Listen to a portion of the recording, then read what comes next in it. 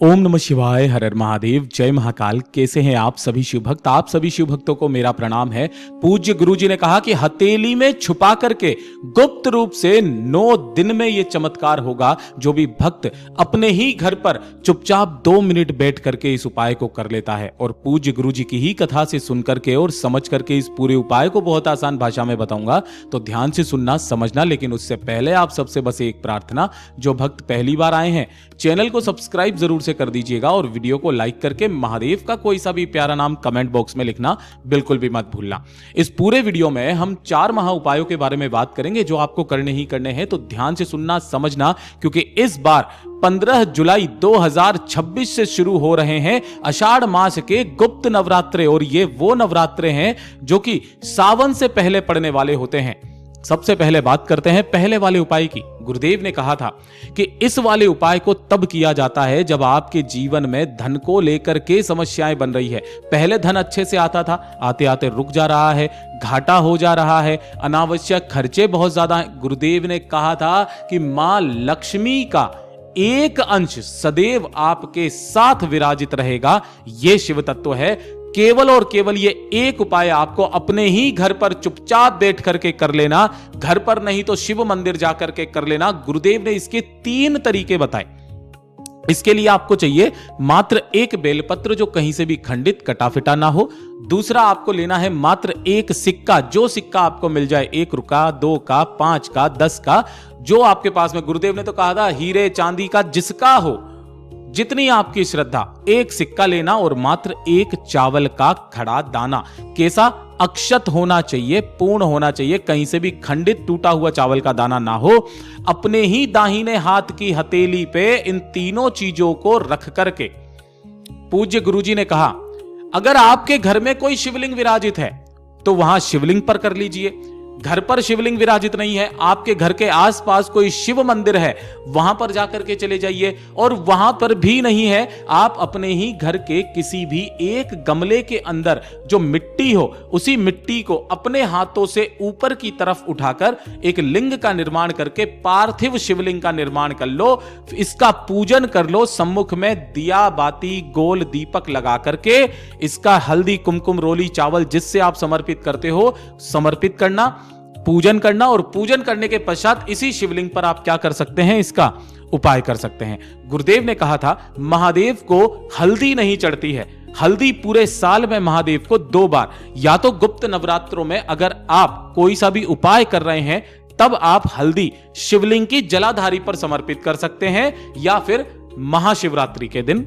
पूज्य गुरुजी ने ये 2 ही दिन बताए जब महादेव को हल्दी समर्पित होती है, वरना महादेव को कभी भी हल्दी समर्पित नहीं होती है।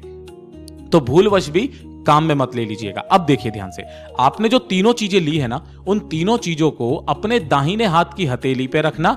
एक बेलपत्र, एक सिक्का और एक चावल का दाना अपने दाहिने हाथ की मुट्ठी में छुपा करके, पूज्य गुरुजी ने कहा गुप्त नवरात्रों में कर रहे हो, गुप्त रूप से अपने हाथ में छुपा करके 11 बार हेमवती माता का नाम लेकर, किनका नाम लेकर?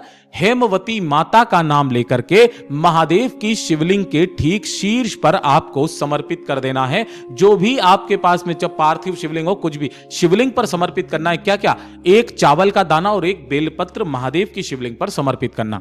लेकिन जो एक सिक्का बचा हुआ है, इस एक सिक्के को उठाना, किसी भी मंदिर में जाना, दान पट्टिका में डाल करके आ जाना, या फिर उसके ऊपर 10 रुपए या 20 रुपए अपनी श्रद्धानुसार मिला करके किसी भी जरूरतमंद आदमी को अपनी कामना मन में कहते हुए दान में दे देना। पूज्य गुरुजी ने कहा कि जिस भक्त ने इस उपाय का नियम इन 9 दिनों में कर लिया, 9 के 9 दिन जो भी भक्त इस उपाय को कर ले, 1 से 2 दिन छूट भी जाएं तो कोई दिक्कत नहीं है। ये 9 दिनों में मेरा बाबा आपको कितना देगा बताइएगा जरूर। साथ ही साथ गुरुदेव ने कहा था कि अगर आपकी कोई विशेष मनोकामना है, कोई इच्छा है, कोई ऐसी कामना जो आपकी पूरी नहीं हो रही है ना, किसी नौकरी को लेकर के हो, पदोन्नति को लेकर के हो, व्यापार को लेकर के हो, किसी भी चीज को लेकर, या फिर अपने बच्चों के प्रति कोई भी माता, बहन, बेटी इस उपाय को करना चाहती है, तो इस विशेष मनोकामना पूर्ति का उपाय इन गुप्त नवरात्रों में करना मत भूलिएगा। 9 दिन का क्रम है महाराज, थोड़ा सा कठिन जरूर होगा। 9 दिन का क्रम है। 10वें दिन आपकी वो कामना महादेव ने चाहा तो निश्चित रूप से पूरी होगी। पूज्य गुरुजी ने कहा इस वाले उपाय को कोई जरूरी नहीं है कि आप कहां पर जाकर के करें, किसी भी मंदिर में जाकर के करें, आपके खुद के घर पर ही आप 2 मिनट में इस उपाय को कर सकते हैं। कैसे? आपको एक लाल फूल लेना है, जो लाल फूल मिल जाए। जरूरी नहीं है जो मैं आपको बता रहा हूं कि ये गुड़हल का घंटीनुमा फूल ही आप ढूंढते फिरोगे, नहीं मिला भैया हमें तो हम कैसे उपाय करें, ऐसा नहीं है। आपको जो लाल फूल मिल जाए, एक लाल फूल लेना है और इसी एक लाल फूल के साथ में 1 चुटकी हल्दी, ध्यान रखना क्या करना है, 1 चुटकी हल्दी और 1 चुटकी कंकु। गुरुदेव इसको कंकु कहते हैं, वैसे तो ये क्या होता है, कुमकुम है ना, लाल चंदन नहीं है ये क्या है, कुमकुम। हल्दी और कुमकुम, इसी के साथ में आपको लेकर के जाना है कहां पर, अगर आपके घर में कोई भी माता रानी की तस्वीर आपके घर के मंदिर में रखी हुई है, वहां पर भी कर सकते हो, शिव मंदिर में जाकर के भी कर सकते हैं। दोनों ही क्रम में आप सभी लोगों को बताऊंगा। जो आपने एक लाल फूल लिया है, उस लाल फूल के ऊपर 1 हल्दी की बिंदी और 1 कंकु की बिंदी लगाकर, ध्यान रखना, 1 हल्दी की बिंदी लगाकर और 1 कंकु की बिंदी लगाकर अपनी कामना कहकर के रात्रि के 12 बजे, कब, रात्रि के 12 बजे, अगर आप अपने घर पर कर रहे हैं, रात्रि के 12 बजे इस फूल को उठाकर आपके घर में जो भी माता रानी की तस्वीर हो, मूर्ति हो, स्थापित हो, अपनी कामना कहकर के पूरे 9 के 9 रात्रि जो भी स्त्री, माता, बहन, बेटी, पुरुष इस फूल को समर्पित करता है, महाराज ऐसी कोई कामना नहीं जो उसकी पूरी ना हो। लेकिन एक चीज का ध्यान रखना, अगले दिन इस फूल को उठा करके